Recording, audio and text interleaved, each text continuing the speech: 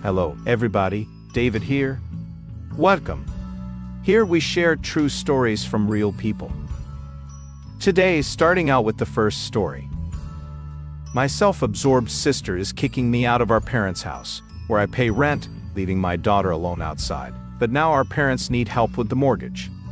I'm 33 years old, a single mother to a 5-year-old daughter. I separated from my husband after giving birth because he cheated on me while I was pregnant. But that's another story for another time. So I kicked him out of my life and moved back in with my parents.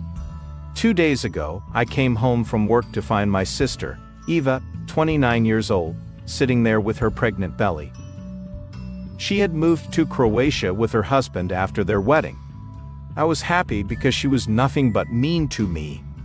She never liked me.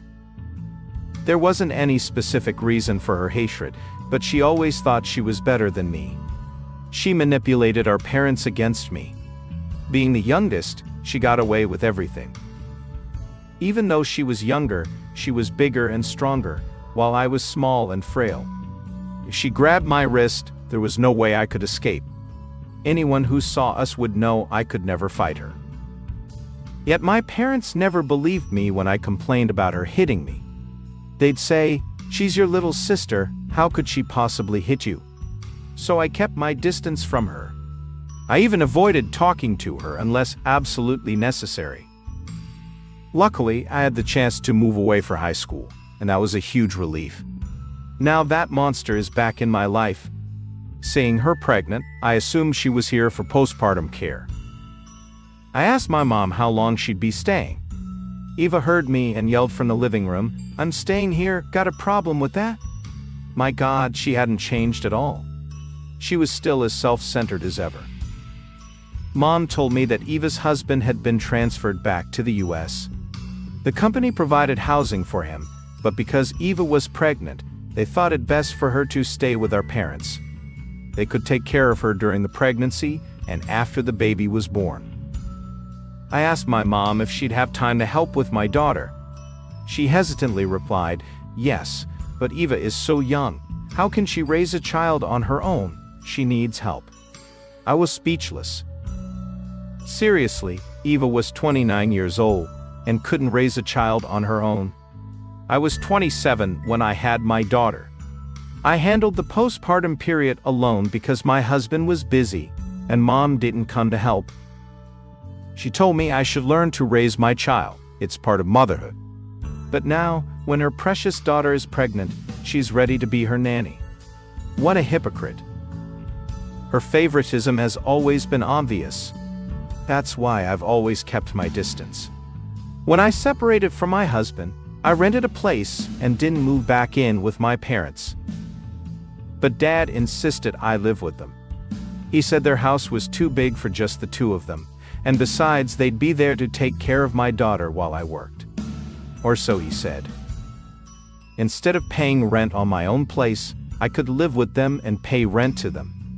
It seemed like a fair deal. Plus, I was going through a lot of emotional turmoil and couldn't think straight. Pregnancy, postpartum, a cheating husband, divorce. So when Dad offered to help, I quickly accepted. I moved in with them. I didn't have any major issues living with them, except the promised help with my daughter never came through. Occasionally, Mom would agree to watch my daughter, but mostly, I had to hire a nanny. She said she couldn't take care of her full time. So I should hire a nanny while she could observe to see if she was doing a good job. She wanted to take on the role of babysitter supervisor. I found it ridiculous because I thought it was better to have Mom around than to leave my daughter alone with a stranger. So I also hired a full-time nanny. It was heartbreaking to see Mom go all out for my sister, making sure she had enough food, medicine, and supplements. She never did that for me during my 9 months of pregnancy. She barely visited me 2 or 3 times, and only once after I gave birth. Since finding out that Eva would be staying here, I've had this nagging feeling she's up to something. I mean, how could they agree to let Eva move in permanently? We don't have a house big enough for them. I'd be happy to move out, but my daughter is too young to be left alone without supervision. Even though my mom still doesn't provide direct care, I feel safer with her around. If I move out, I'd always have to have a nanny at home. And on top of that, I don't know how safe it is to leave a child with a nanny. I know I tend to be overprotective, but I'm a single mother, and my daughter is my only hope in life. I know I tend to be overprotective, but what can I do? She's my reason for living. Update 1. Thanks for all the advice, it helped calm me down a bit. My worst fear came true 2 days after my post. I came home from work to find my belongings packed up and placed on the front porch, and my daughter sitting next to them. I asked her who did this, and she said Grandma packed everything and made her sit there. The nanny was no longer there, so it was up to my mom to watch her for a few hours until I got home. My daughter is a well-behaved, obedient child. The poor girl sat there for hours waiting for me. I asked her where Grandma and Grandpa were. She said nothing. She just hugged me and said she waited for me because she was too scared of Aunt Eva. I asked if Eva hurt or yelled at her. She started sobbing and said that Aunt Eva was yelling something she didn't understand, and as she smashed my things, my daughter felt threatened. I stormed into the house furious and yelled at Eva for an explanation. She said, "Do you want to pick a fight with a pregnant woman? I can call the police for harassment. You know I can do that, right?" I shot back, "I can call the police too, for harassing my daughter while I'm away." She laughed and said, "Do you have any proof Mom was here while I packed your things? You know who she'll side with, don't you?" With that, I realized talking to her was pointless. I called out for Mom but got no response. She was home, but had locked herself in her room. Eva's malicious laughter made it clear that everyone was against me. Eva mocked my helplessness and said, "Take the hint, idiot, no one wants you here. We packed your things to make it easier for you, don't you see? I'm pregnant and need the space. My child and I are staying here now, so get out." I said, "I'm not going anywhere, I don't live here for free like you, I pay rent." Before I could say more, she started berating me like she did when we were kids. "You pay rent? Do you have receipts or a lease agreement? No, you don't. How long do you plan to freeload off our parents? You're useless. That's why your husband found peace in another woman's bed, because you're useless. Get out before I beat you in front of your daughter." My daughter clung to me, petrified by the yelling and chaos. So I loaded my things into my car and left with my daughter. There was nothing left to discuss. My parents were weak in front of her. She wasn't lying when she said Mom was there and packed my things. In fact, my parents must have helped her pack. She's 7 months pregnant and couldn't have lifted or dragged my heavy wardrobe and suitcases without their help. They were all in on this together.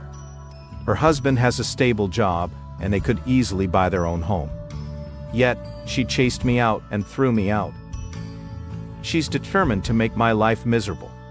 She left her husband to live alone in the company apartment while she's here, busy harassing me. I don't know what I did wrong. She treats me this way, and even my parents don't say a word against her. I checked into a hotel for a week and started searching for a place to stay. It's hard to manage work and house hunting. Finding a home in a week is impossible. Luckily, one of my coworkers was looking for a roommate, so I asked her if I could move in. No one wants a roommate with a child, but I assured her my daughter wouldn't be a bother and I'd leave as soon as I found a place. She was kind enough to let me in, and I've been living with her for 2 weeks now. I found a place within my budget and within a radius of both my workplace and my daughter's daycare. But the current tenant won't move out for another month. I've put down a deposit. I'm just waiting for it to become available. It's been almost 3 weeks since I moved out, or rather was kicked out of the house. My daughter is still shaking with fear, thinking Aunt Eva will come after us and harm us. The poor child can't fully describe what Eva did to her, but she cries that Aunt Eva yelled at her and glared, threatening to hit her if she cried. Sometimes she still cries and wets the bed. I don't know how to make her forget the incident. I feel helpless seeing my daughter upset, remembering that day. I still can't comprehend how insecure my daughter must have felt that day. I can't understand how my sister plans to be a mother when she treats children like that. I feel sorry for her unborn child. Update 2, as I mentioned, I was paying rent to live at my parents' house for the past year. Dad asked me to pay an additional $5,000 and on top of the rent, promising to pay it back later.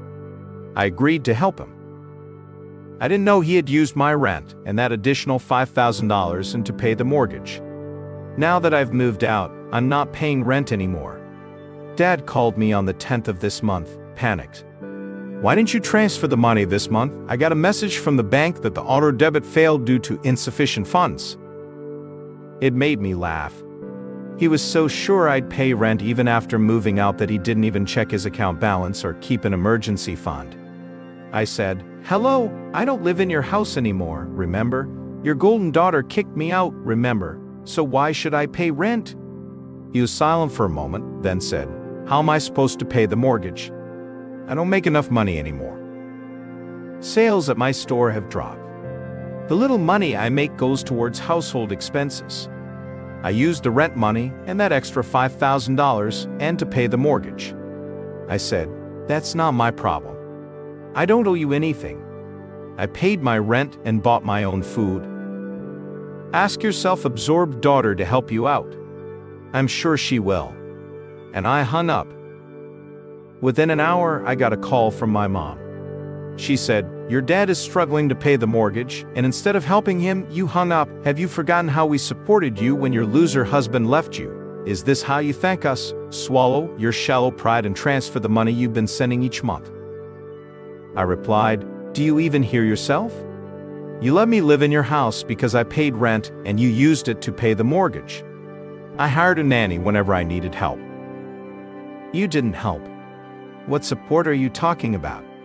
Mom realized I wasn't going to stay silent and accept everything like I used to. Now I knew how to respond. She calmed down. She said, "Sweetie, Eva is pregnant. She needs more space. That's why she asked you to move out temporarily. There's no need to be bitter about it." I said, "She didn't ask me, she threw me out while you two chose to turn a blind eye and a deaf ear. She traumatized my daughter, and I'll never forgive you for that."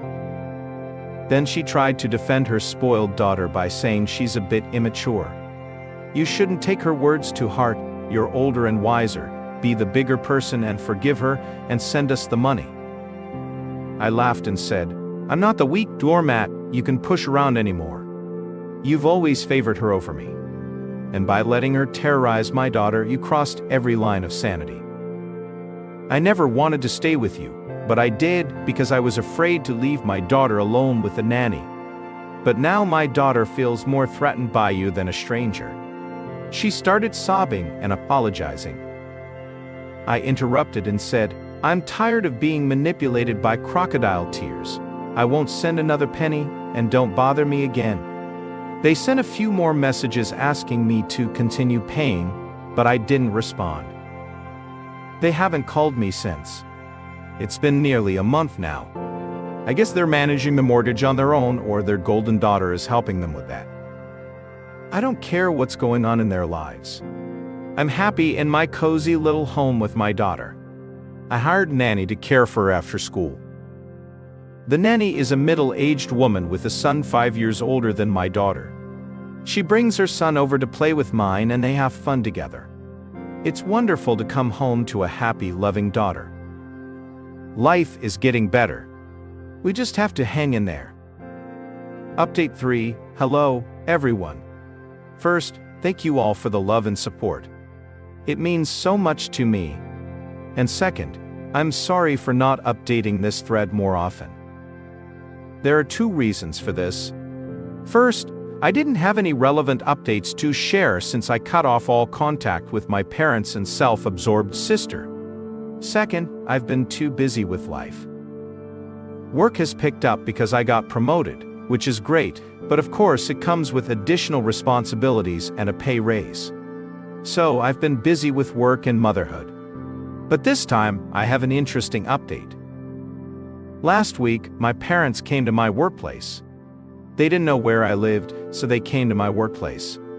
I told the security guard to ask them to leave because I was too busy to meet anyone. I could see from the curtain on the window that they were arguing with the security guard and didn't want to leave. They looked frail and seemed to have aged at least 10 years, and it's only been 1 year. Mom was holding a baby in her arms, and I thought it was Eva's child. Curious, I went out to meet them. They started sobbing when they saw me. They came to me as their last hope to save their home. Dad said he hadn't been able to pay the mortgage for the past 7 or 8 months. All the savings he had went towards paying it for the first 2 or 3 months after I left. The bank gave them enough time to make the payments, but they kept defaulting. Last month, the bank evicted them and put the house up for sale. They've been living in a shabby apartment since then. They came to me for help to save their house. I listened to them patiently and asked why their pampered daughter wasn't helping them. They looked down and said her husband had kicked her out because he found out she cheated on him and the baby wasn't his. All that talk about transfers and company housing was a lie. Her husband is still in Croatia and is proceeding with the divorce. I was shocked to hear this. Mom cried and said they didn't know about it. She didn't tell them. She said she was here for delivery, but after you moved out and we asked her to help with the mortgage, the truth came out. I thought, what did you do after learning the truth? Clearly, they supported her, which is why they're holding the child. They said, how could we leave her in that state? She had nowhere else to go, and we used up all our savings to pay her medical bills. Their situation did seem pitiful. I stood there in silence, wondering what to do. Without thinking, I asked, where's Eva? Mom mumbled something, but Dad looked at her and said she's at home. She refuses to work. Mom cut in saying, how could she leave such a small baby and go to work? I laughed and said, really, Mom, you're still defending her? Her child must be about 7 or 8 months old by now. Women all over the world return to work, leaving their 6-month-old babies at home, and Eva is no exception. And given her current situation, she should have gotten a job much sooner. Then they begged for help. I said I didn't have enough money to save their house. Dad said if I could pay the overdue months, he could ask the manager to stop the sale, and we could continue making monthly payments. I said I didn't have that much money. I used my savings to pay the deposit on my rental and my daughter's elementary school fees. Mom sighed at my response. I said, Mom, instead of sighing, try to understand that I'm a single mother taking care of myself and my daughter alone. After they left, I felt really down. My boss noticed I was away from my desk for over an hour. I discussed the matter with her, and she gave me an idea. I called Dad and said I was willing to pay the accumulated mortgage and remaining payments, but he had to transfer the house to my name. My boss suggested I buy a house when I got promoted and received a raise. I could have paid the mortgage because I had been helping them with it for years, and now I was helping them save the house. That should be a fair deal for them. In return, I'd let them live in the house, but without their shameless daughter. Dad was silent and said he'd discuss it with Mom and let me know. I said, take your time, I'm not sure how much you have left. It's been a week, but they haven't called me. That's the answer, that they don't agree with my proposal. They're content with losing their house and living in a shabby apartment, but they won't let go of their pampered daughter and live comfortably. Good for them. They've made their decision, and now they'll have to live with it. Today, on my way home from work, I thought about driving by my parents' house to see if the for sale sign was up, but then I dismissed the idea. I decided to cut them out of my life a year ago, and I'll continue to do so. I don't want them back in my life. I'm happy and content living with my daughter and watching her grow and achieve new milestones. She's in elementary school now, and I couldn't be prouder. Update 4. Several previous posts gave me an interesting suggestion, so I'll come back in a few months to tell you about it. They told me to buy the house for myself, not my parents, and I did just that. It wasn't easy because even though I had contributed to the mortgage, nothing was in my name. But I talked to a lawyer, and he told me that in this state, there's a way to petition the court to take over the debt if I pay the overdue amount. I just needed to provide proof that I had contributed, and I did that with some of the messages they sent me when I stopped making payments. And since I was renting, having a house of my own with my daughter seemed like a great idea. So we went ahead with it, which involved a lot of bureaucratic red tape. But a few weeks ago, we moved into my parents' house, which is now mine. Instead of paying rent, I'm now paying the mortgage, which is a bit more expensive, but I think it's worth it. My daughter loved the idea of moving back into that house because we had lived there for a long time, which was nice. Now I just need to redecorate, but it's expensive, so I'll do it little by little. I'll start with my daughter's room, which we'll decorate together, and then the rest of the house. If anything new comes up in my whole story, I'll come back to let you all know. Update 5. Many people mentioned in my first post that I said I'd talk about my ex, so I'll use this update to do that. There's nothing too mysterious, but since I said I would, a promise is a promise. Basically, I caught my husband in bed with a coworker, and they'd been doing it for a while. I was pregnant and feeling unwell that day, so my boss let me go home a bit early, and I caught them in the act. I was still pregnant and had nowhere to go, so I stayed home, sleeping in a different room until I gave birth to my daughter. Then I moved into an apartment and filed for divorce. He didn't want any responsibility for my daughter and left with his coworker. After that, I never heard from him again because his parents passed away, and he didn't keep in touch with the rest of his family. So it's not a dramatic cheating story like many might expect, but I probably made it sound mysterious when I mentioned it earlier.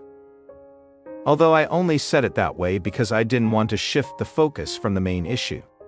I had a crazy idea but dismissed it because I really thought it would be funny if it happened, but it did. And that's why I moved in, and the for sale sign was taken down. I thought maybe my parents would realize the house had been sold and come knocking at my door. They didn't know who had bought it, but they found out when I opened the door on Saturday afternoon. Both my parents were standing there, their expressions difficult to describe. I wish I'd known they were coming, or had set up a camera to capture their reactions. They asked me what I was doing there, and I explained everything, though I never let them in as I stood at the doorstep. They couldn't believe it, and at first, they were at a loss for words. It was as if their brains short-circuited or something. But when everything finally connected in their heads, they started asking if I had bought it for them, which made me laugh so much. I mentioned earlier that my parents' comments always made me laugh because they're so humorous with their ideas. The next thing they did was ask me to give it back, but I explained that the deed was now in my name, and so was the mortgage, so it belonged to me and my daughter. Of course, they tried to argue, but I told them they could leave because I wasn't going to argue much about it, or I'd call the police. So they turned and left, though they clearly weren't happy about it. So, that's that. I know many people will tell me to install cameras and such because I've read similar stories on Reddit, and that's what I plan to do. But unless they come back, I don't think I'll have more updates on this. Update 7. This is a small update because there's not much to say, but I promise to keep you informed if anything happened. And while it's not much, it's worth mentioning. My sister showed up, though this time she knew everything, so I didn't get to see her surprised face. I'm jealous of my parents, who must have seen it when they told her. Anyway, she asked if she could live with me at our parents' house. I just said no, and reminded her how she treated my daughter the last time I saw her. She tried to play the pity card for what happened to her, but I told her she was the one who was unfaithful, and that I was useless for being cheated on, so I didn't have much sympathy for her. Then I told her the same thing I told my parents, and she left too.